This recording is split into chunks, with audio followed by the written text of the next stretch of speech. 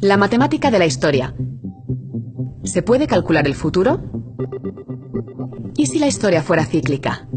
¿Y si los mayores imperios del mundo siguieran un patrón constante? ¿Y si, entendiéndola, se pudiera prever el futuro? Una corriente histórica explora esa posibilidad. Fue ignorada en sus inicios, pero ahora está cobrando atención. Hablamos de la matemática de la historia. La idea de que la historia es cíclica y de que si se entiende se pueden prever acontecimientos futuros no es nueva, y de hecho ha sido tratada por varios historiadores y filósofos a lo largo de la historia, desde Tucídides hasta el eterno retorno de Nietzsche. Pero quien la ha llevado más lejos ha sido un hombre del sur de Europa, Alexandre Deulofeu. Deulofeu se hizo una pregunta. Si los humanos tienen un ciclo vital en el que nacen, crecen, maduran, decaen y mueren, ¿por qué no pueden tenerlo también las colectividades de seres humanos, es decir, las civilizaciones? Con esta idea empezó a observar las historias de sumerios, mesopotámicos, bizantinos, egipcios, griegos, y se encontró con algo que le sorprendió. En todas ellas se repetía un ciclo vital muy parecido, casi biológico, matemático. Por ejemplo, esto es lo que escribió y lo que acabó pasando. 1934. Yugoslavia se dividirá en 2 o 3 repúblicas independientes o confederadas. En 1991, Yugoslavia se fragmenta. 1934. Después de Irlanda viene la India y Egipto, y después Escocia y País de Gales, reduciendo el Imperio Británico a la bella zona inglesa. Poco después se proclama la independencia de Egipto, de la India, y toma fuerza el independentismo en Escocia. 1941. Hitler perderá la Segunda Guerra Mundial. Cuando dijo esto, la Alemania nazi estaba a punto de llegar a su máxima expansión. 4 años después, Hitler era derrotado.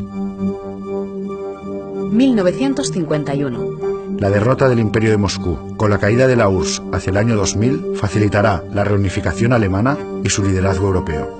En ese momento, la URSS parecía imbatible, se creía que el comunismo dominaría el mundo.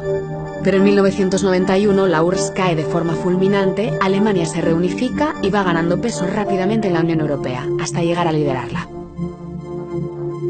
Pero, ¿en qué se basan estas predicciones? ¿Cuál es su fórmula? Pues aunque Deulofeu murió antes de acabar de pulirla, se basa en que las civilizaciones tienen una vida de media de 5100 años y que pasan por 3 ciclos de 1700 años cada uno. La civilización nacida de la cultura griega es un buen ejemplo, puesto que sigue el patrón perfectamente. Fase 1. Una civilización entra en fase de actividad y progreso. Aumenta la producción de recursos y con ello la riqueza. Es una fase de gran creación artística, científica y filosófica, que llega a su punto álgido unos 6 siglos y medio más tarde. Las ciudades crecen y se estructuran en formas más o menos auténticas de democracia. Paréntesis. Como habrás deducido, el eje horizontal es el tiempo y el vertical es simplemente el nivel de actividad social. Cuanto más arriba, más democracia, libertades individuales y cultivo de las humanidades. Cuanto más abajo, menos actividad social, más concentración de poder, más autoritarismo y más imperio. Fase 2. La producción de arte, ciencia y filosofía se estancan, igual que la economía. La democracia empieza a mutar en autocracia. Los pueblos pierden su libertad y pasan a estar bajo la hegemonía de un núcleo director. Este imperio unitario llega a su máxima concentración de poder 4 siglos más tarde, cuando alcanza el poder absoluto. Fase 3. El núcleo de poder no aguanta más y la perfecta unidad se resquebraja. Los ciudadanos han perdido buena parte o la totalidad de sus derechos y surgen conflictos políticos que suelen acabar en las armas. Se inicia una fase de decadencia que acaba en la disolución del imperio, que deja espacio para nuevas actividades y se llega así a un punto muy parecido al inicial. Si entendemos la línea vertical como lo bueno arriba y lo malo abajo, seguramente un demócrata como Obama consideraría que el punto álgido coincide con el máximo desarrollo de las artes, las humanidades y la democracia. Pero un dictador como Hitler pensaría todo lo contrario. Su punto álgido se daría con la máxima expansión y concentración de poder. La constante es la misma, lo único que cambia es la perspectiva. Todos los imperios llevan en sí mismos el germen de su propia autodestrucción, decía Deulofeu, pero su teoría no está libre de críticas. Actualmente los estados, que le equiparaba directamente a imperios, no interactúan entre sí como antes. Tienen relaciones de cooperación y dependencia y hay organismos supranacionales que ponen normas a sus relaciones, como la ONU, la Organización Mundial del Comercio y el FMI, algo que su teoría no contemplaba. Aún así, el suyo es un método que ha sido capaz de anticipar hechos futuros en un momento en el que eran impensables. Y estas son algunas de las conclusiones que sacó para este siglo XXI. China busca expandir su influencia hacia las antiguas repúblicas soviéticas de Asia, así como el Mar de China. Siberia se convierte en su principal objetivo. La India, por su parte, entra en una fase de imperialismo muy parecido a la de China.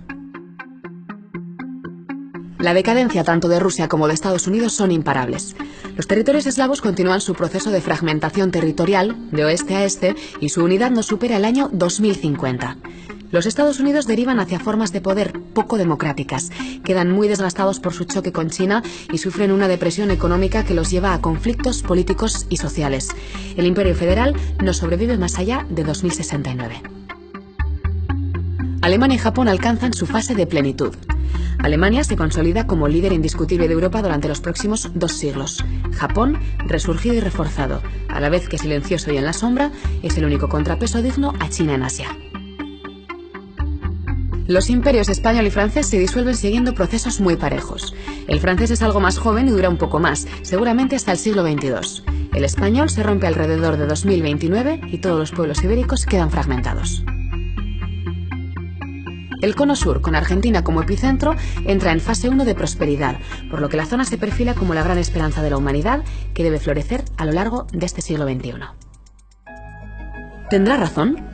Muchos dicen que es solo un Nostradamus más y que los hechos que acertó no eran tan imprevisibles como para hablar de una teoría científica. Pero otros estudiosos ven en su tesis mucho más. Logró tomarle el pulso al reloj de la historia. Pero el propósito de Deulofeu no era tan pretencioso. Como farmacéutico, pensaba que, igual que la medicina ayuda a paliar los ciclos de la vida humana, se podría encontrar algo parecido para las civilizaciones. Si se veían venir, sus subidas y caídas serían procesos pacíficos y no violentos como hasta ahora. La matemática de la historia podría ser, entonces, la medicina de las civilizaciones.